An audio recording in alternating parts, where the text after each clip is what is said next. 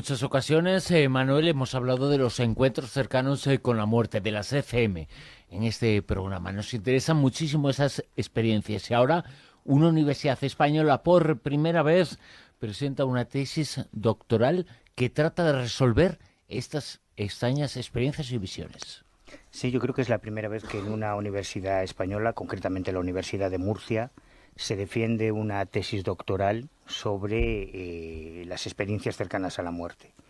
Y esta tesis ha sido presentada por Cristina Lázaro Pérez, que además de ser doctora en antropología, ella es licenciada en psicología y algo que a mí me ha hecho mirar con especial interés su trabajo, especialista en cuidados paliativos. Es una persona muy preocupada por el mundo de la muerte, no solo desde el punto de vista antropológico, desde el punto de vista de las ECM, sino desde el punto de vista de la asistencia a las personas. En ese sentido me recuerda un poco el trabajo de la doctora Kubler-Ross. Aunque en esta tesis doctoral Cristina Lázaro ha contado con dos directores de tesis, uno de ellos Raymond Moody, que es sobradamente conocido de todos nuestros oyentes por ser uno de los primeros médicos que dedicó tiempo y esfuerzo a las experiencias de la vida después, lo que ellos llaman la vida después de la vida. Este trabajo, yo estoy muy orgulloso porque en el próximo número del Ojo Crítico, Cristina nos ha hecho un resumen de su tesis doctoral, que me parece interesantísima, porque en primera instancia enfoca desde un punto de vista muy crítico todo el submundo que rodea las experiencias cercanas a la muerte. Ella se lamenta de que no existe en castellano ni una literatura investigadora genuina, ni bases de datos a las que se pueda acudir desde el punto de vista académico. Sí existe mucha bibliografía divulgativa, pero no ensayos científicos o ensayos académicos como tales. Y después de diferenciar mucho todo ese aspecto más folclórico que rodea el mundo de las ECM, en el que a veces hay intereses de ego, intereses lucrativos incluso, se centra en lo que es la investigación. Una investigación que ha durado 5 años y que se ha dividido en dos etapas, una la etapa hospitalaria y otra la etapa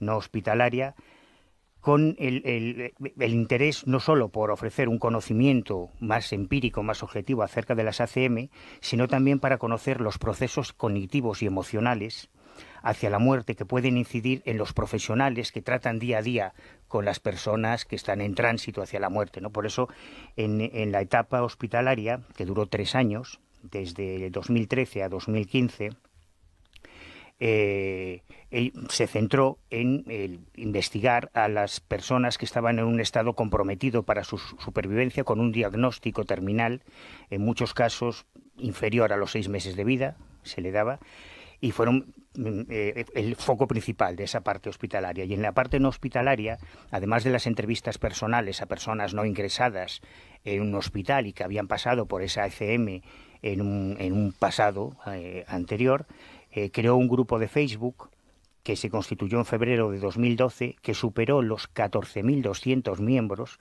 convirtiéndose en el grupo dedicado a las ECM más numeroso a nivel mundial, donde se intercambiaban teorías, experiencias y demás. Bueno, evidentemente lo más interesante es esa etapa hospitalaria, en el que en esas unidades de enfermos terminales del Hospital de Murcia, donde ella enfocó la investigación, pasaron más de 1.134 pacientes que ingresaron en esa UCI, de los cuales en lo tengo por aquí, unas 160 personas podían haber sido susceptibles de pasar por una ECM.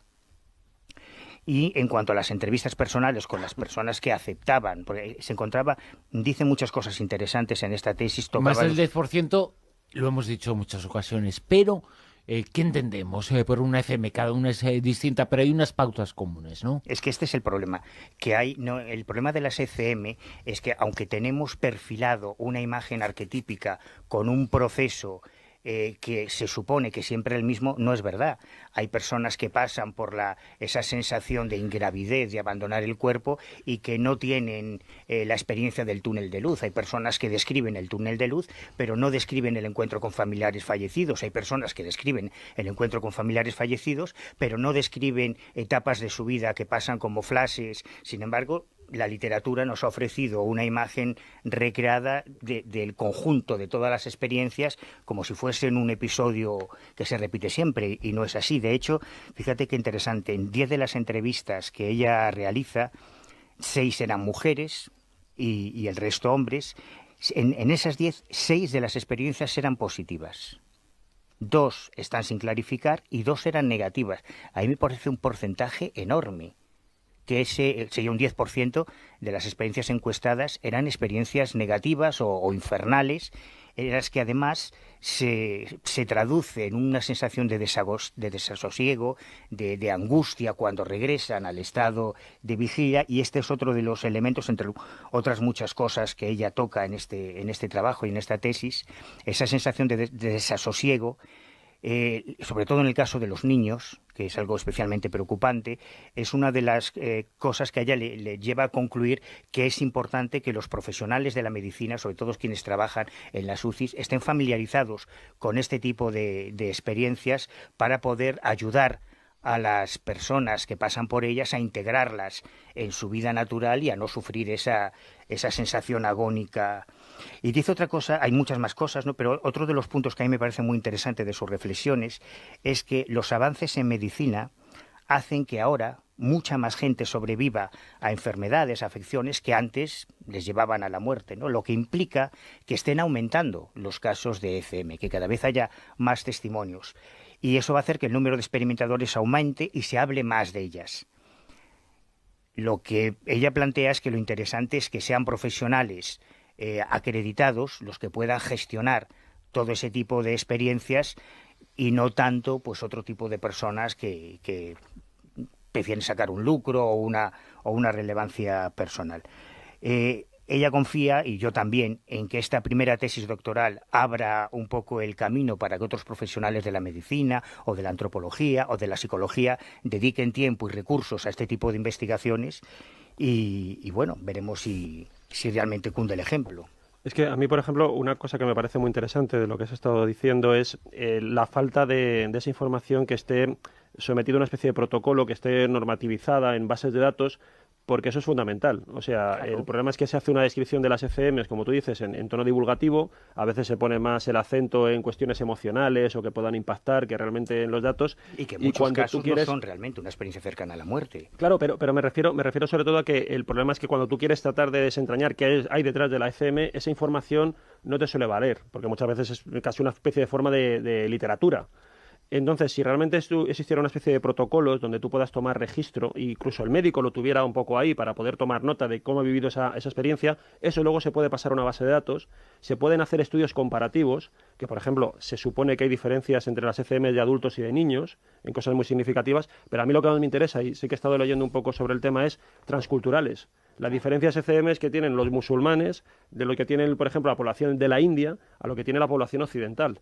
Y hay rasgos muy llamativos. ¿Qué permitiría eso?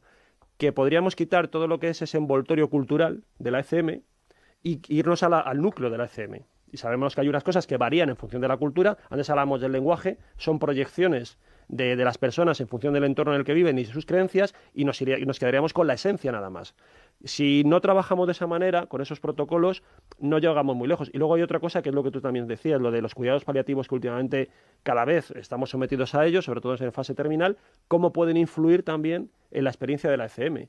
Si no hacemos un registro medido, al final todo se mezcla y todo se confunde. Que ocurre un poco como con los ovnis.